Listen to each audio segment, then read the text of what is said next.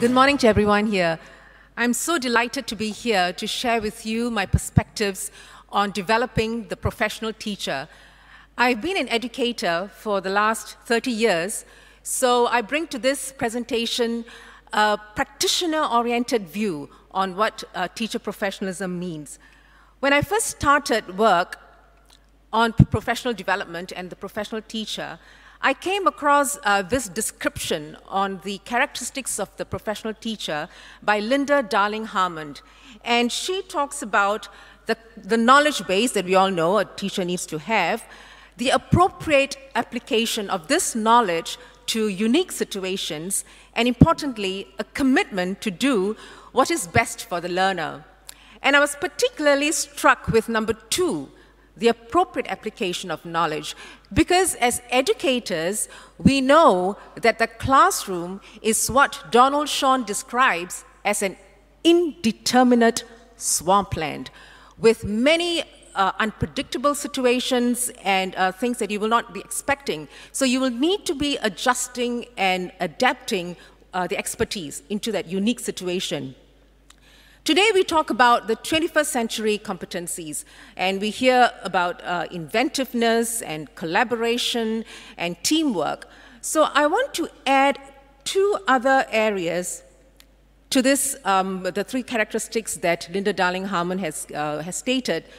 Collaboration, the teacher as collaborator, the teacher as reflective practitioner. Because as we talk about these competencies, the teachers themselves need to be inquirers and collaborators. So I'm going to be focusing for today's session on collaboration, reflective practice, but also about instructional repertoire, because instructional repertoire is closely linked to the second point that I mentioned earlier about appropriate application. So these are the 3 main areas that I want to be looking at today. But before that, let me tell you a story.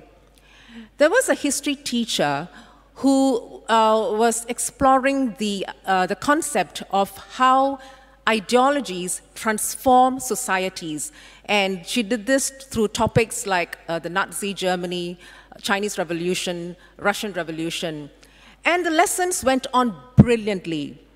And then she went on to some new topics, new to her as well, scientific revolution.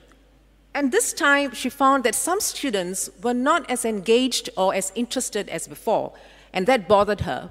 So she called them up, and she asked, what's the problem? And one of the girls told her that the lessons were well designed, but she didn't feel the same sense of empathy that she had felt in the earlier lessons. And the teacher got worried because the next topic was on industrial revolution. So she asked her, so how can I improve the lesson? And the student told her, put us in the shoes of people living at that time. And that meant that the teacher had to completely recraft her lesson. She completely changed the unit plan that she had already done. And this time she brought in artifacts from art, from literature, political speeches, to show the impact of the Industrial Revolution on society, and she got the students to also show their understanding through different roles like a child laborer or prosperous factory owner. And the lesson went on brilliantly, completely successful. Does this teacher demonstrate professionalism? And I'm going to leave the question with you first.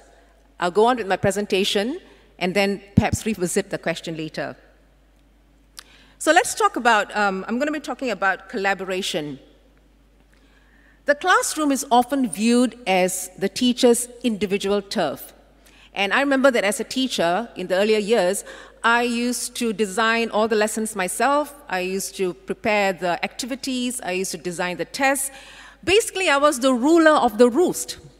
But as I really began to think back, I also recall times when I collaborated with my counterparts from 2 other schools where we co-designed the end-of-the-year papers. And what I recall so distinctly is how we critiqued each other's questions, we critiqued each other's answer schemes, we looked at our assessment standards, and by the time that I finally administered that exam paper, I was deeply confident in the quality of that paper because of the collective responsibility that we brought into the paper, the expertise that we brought into the paper, the sheer amount of social capital that was involved because of the accountability that we felt for our students. And I'm confident to say that such experiences of collaboration contributed to my growing sense of being a teacher, a professional identity as a teacher. And this is in fact borne out in research which shows that collaboration is the primary vehicle for continuous improvement of teacher practice. And researchers conclude that student achievement gains are greater in schools with stronger collaborative environments and in classrooms of teachers who are stronger collaborators. So collaboration is important because students learn better. Next, reflective practice. Why is reflective practice important? Again, traditionally, teachers are not necessarily researchers. That's not been part of the basket of skills that we needed to have. So when I first set up the Center for Pedagogical Research and Learning, I thought very hard about teacher research. Do we really need to collect data, analyze data, do research in order to know whether learning has really taken place? And then I came across John Dewey's work on the reflective practitioner, and he outlines 3 dispositions, which I would like to share with you. He talks about the reflective practitioner as being wholehearted about good teaching. It's about that enthusiasm that the teacher brings into the classroom that contributes to good teaching. He talks about a sense of responsibility that the teacher brings into the classroom where he or she is aware of the implications and consequences of what is said or not said in the classroom. But what really drew my attention was this idea of open-mindedness.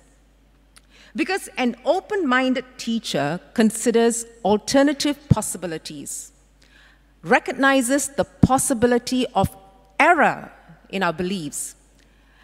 An open-minded teacher is willing to do what Donald Shawn describes as reframing a troubling situation so that problem-solving actions are generated.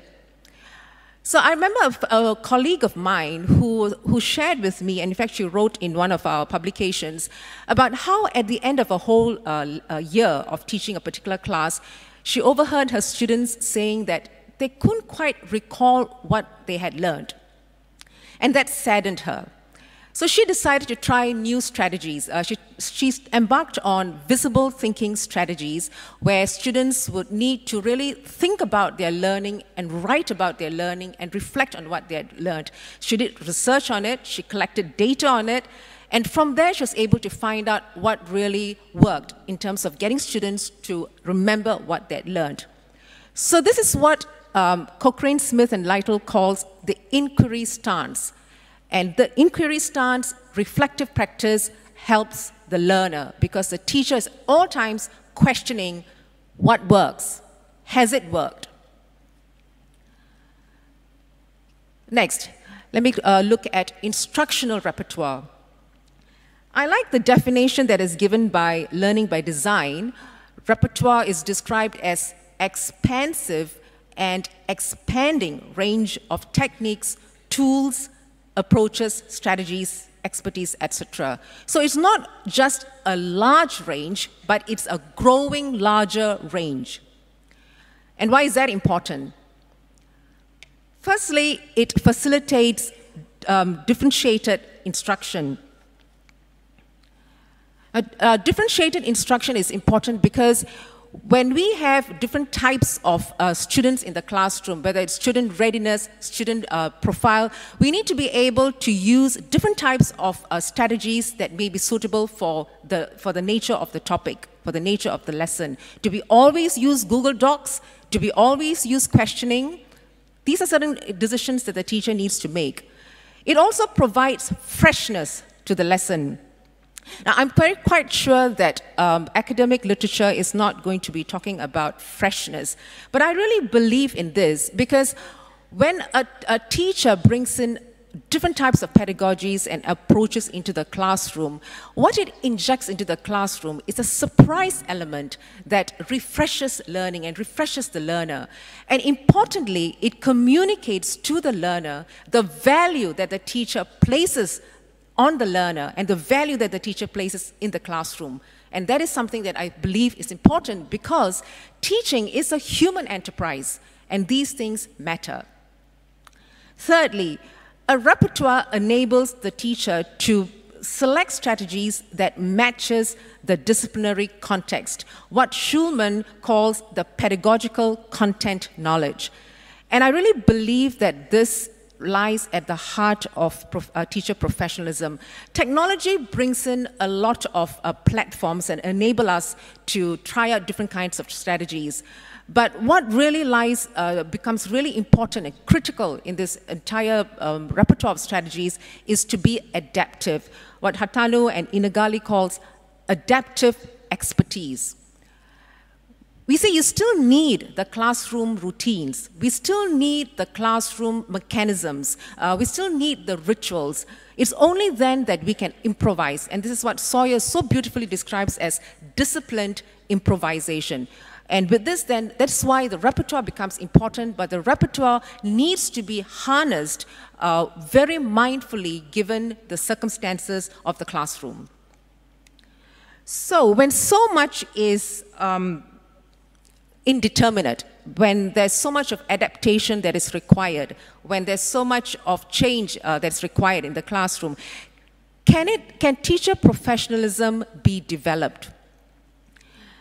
I will say yes. I'm sure many of you agree. And yesterday I heard a lot of sharing on how teacher professionalism is cultivated in the classroom. But context matters. We need to bear in mind societal norms, the classroom norms, and your demographic profile. So let me take some time now just to share with you my school and how we try to adapt some of these principles into our practice. I will share with you what works, but I'll also share with you what we need to watch out for.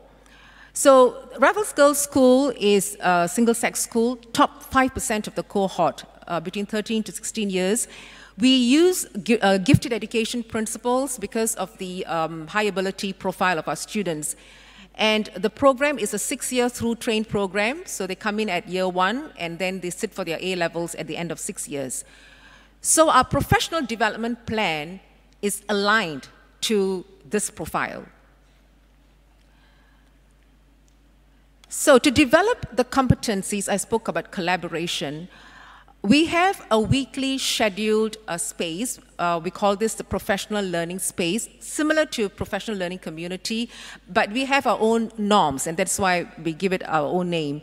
And I've developed this create, implement, review cycle, which in a way guides the kind of conversations that the teachers have when they sit together and discuss their lessons. So they design the lessons using exemplary principles of lesson design. They implement what they have come together and discussed. Then they use data, either from the assessment data or from their own research, to review whether the lessons have worked. And then it goes on to feed to the next cycle. So that's the professional learning space, a weekly activity in the school. We also give platforms for teachers to share good practices. And this is what is happening at the top. We see the maths and science teachers who are discussing a certain pedagogy together to see what works. And once a year, we also open up our classrooms to teachers from other schools to come in, and that's what you see behind. And they come in and they engage with our teachers on the different types of pedagogies. So let me just share what works. What works is that there is a palpable culture of collaboration in my school. In fact, there is almost a cult-like loyalty to the PLS. And recently, we have this annual National School Climate Survey, and we just got the findings from that, which showed that the teachers gave very high approval on our learning and development approaches. So there's a very good culture of collaboration. But what's there to watch out for? You know, when teachers of a certain subject, of certain level, keep meeting and talking all the time with one another, we must be aware of the possibility of the echo chamber effect or the filter bubble effect, which may sometimes compromise attention on what really is happening in the classroom, whether students are really learning. So this is borne out by research that we did.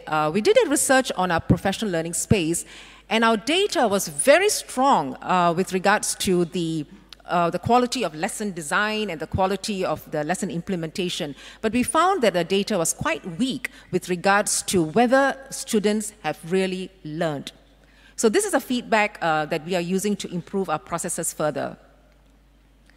For reflective practice, we have set up a research ecosystem in the school. Twice a year, there's a call for proposals that go out to the teachers, and they indicate their interest, whether they would like to do the research, and we provide them with the software, we provide them with research mentoring, and once they have their findings, we also give them the platforms to present their findings as well as to publish their findings. So does this work? I'm just so thrilled to share with you just a slice of what has been happening over the last 1 year. The sheer amount of the number of projects that have emerged. And what is so, for me, what is so gratifying about these projects is that they arise from the teachers' own questions. So these are not from outside, academic researchers telling people what to do. These are teachers' own questions on what works in the classroom. They do the research, they get their findings, and then they apply the findings to improve their own pedagogy. This works. What is that to look out for? As I've noted earlier, you know, research is has not become part of the profession's DNA. So there still is a bit of a lack of belief in the value of research, and this question, ambiguity about research, goes all the way. I mean, it's from the bottom all the way up to even to the management. And that is something which also was borne out in a research. We did a research on teachers who did the research. So we asked the teachers what worked for them and what motivated them to do the research. So they talked about their intrinsic motivation, but they did highlight that they would like greater acknowledgement and affirmation from their respective reporting officers on this fine piece of work. So this is a feedback that we used to further improve our processes, to enable greater acknowledgement of the research that is being done. Next, Repertoire at RGS. We have outlined core competency development. It's all planned out. What are the core competencies required in the school? And if you may just take note of the teaching strategies that we have indicated, all teachers will go through some development, critical thinking, creative thinking, differentiation. So what works for this is that there is a plan. So every new teacher will go through this entire set of core competencies. There's induction, there is mentoring, lesson observations, planned accordingly. So what is that to look out for? I do my own lesson observations to find out what's happening in the classroom. So in a very perverse way, because we have a repertoire focus, it appears to be the only focus. So I wish that there was greater, you know, I was talking about repertoire being not just large, but growing larger. So I would like to see a wider repertoire in the classrooms because there's just so much happening. And so that's something to look out for. When you say there's a focus, sometimes that becomes the only focus. So really, what is, to conclude, I just want to highlight the 2 main points. We want to be focusing on the professional teacher because we all know that quality of teachers is the key determinant in student achievement. And at the same time, educators need to keep abreast of the new expertise. We know we're trying to reculture the school from all these changes that we are talking about. But I really do want to echo the speaker before, and I'm going to end on a dissonant note. You know, with all these changes, we talk about the blended learning, analytics, augmented reality, etc. Are they always relevant, and are they always appropriate. So to go back to my earlier story, well, that teacher was me.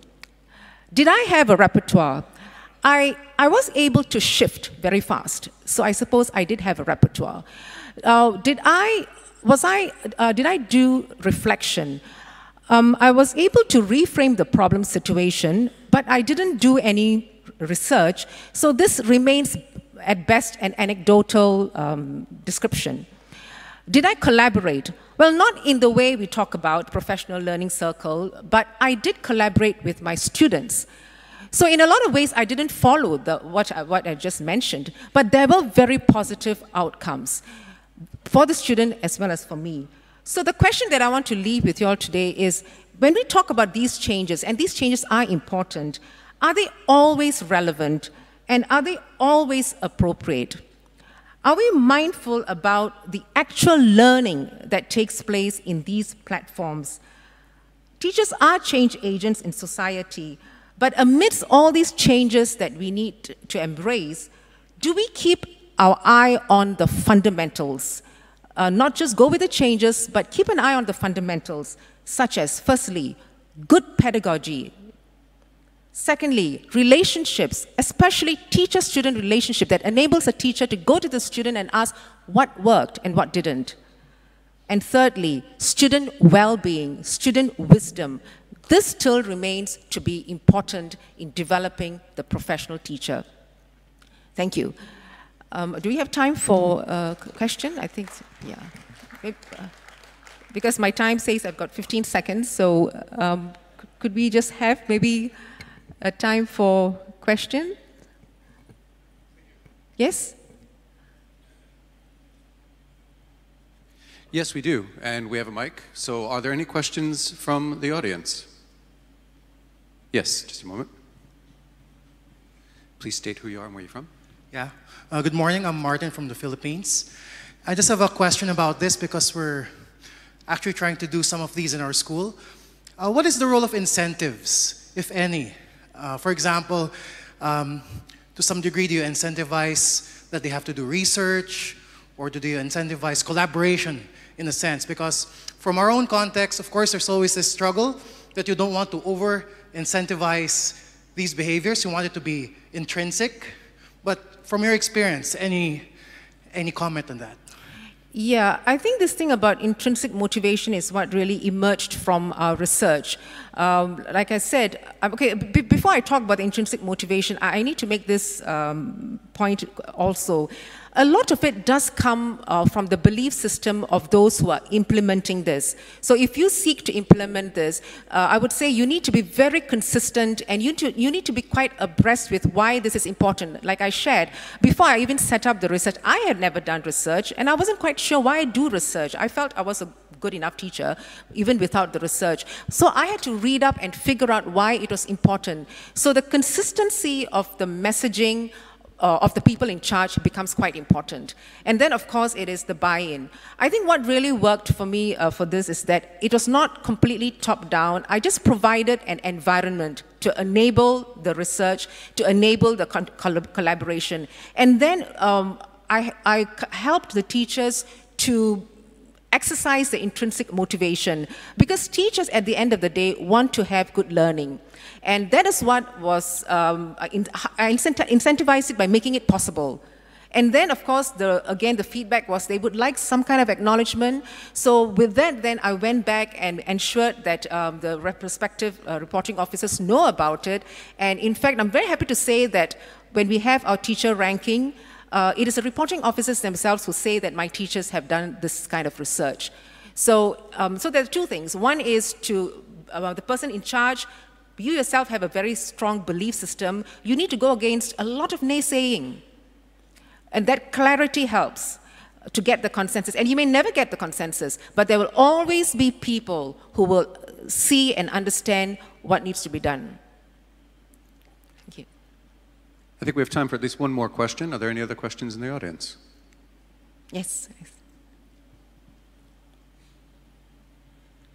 Thank you. It was such an interesting presentation. And one of the questions that I'm often asked is, Okay, so you've created an environment for the teachers, and you've brought about the intrinsic motivation, and you've encouraged them to use, from my perspective, digital technology within a pedagogical space in their classroom. Often the next question is, so how do you know the students are learning? How do you know that the way you've changed your environment or the differences you have made is actually promoting learning other than just through assessment, marking, and grading? Yeah, that is a question that has been really hitting us. How do we know students have learned? And like I had earlier said, that we were quite startled at the research that we did when we were, we are so proud about the lessons that we design, and research showed that, our own research showed that we are really on top of the game. But we were so startled that when our research showed that we were not quite sure whether students have really learned, and sometimes, if I may say, really, even at this conference, this is a thought that had been going through my mind even yesterday. We may be so enveloped by all the things that can be done, all the possibilities that can be done, all these sexy things that are happening, but don't take the eye off the students. How do you know that they have learned? And that is why, from last year when we had this startling data, we have been focusing on teacher responsiveness in the classroom. So last year, and continuing to this whole year, in fact, our focus has been on how do we develop a sense of teacher responsiveness. And one way is by building up teacher capacity in differentiated instruction. Because differentiated instruction is a kind of a philosophy where we don't just use a certain kind of methodology at all times for all students, but we also look and see there may be some students who have got greater readiness for a particular approach. And when we do, we are always customizing the way we teach. So we don't go in with a one-size-fits-all approach to teaching and learning, but we customize along the way. So that's one of the ways in which we can find out whether or not students have learned, is to keep on getting evidence, formative evidence, keep on talking to the students, keep our mind on that question, do students know? Even right now, there's a PD, professional development seminar that is going on in my school, where the teachers are again going back to what are the enduring understandings about differentiated instruction.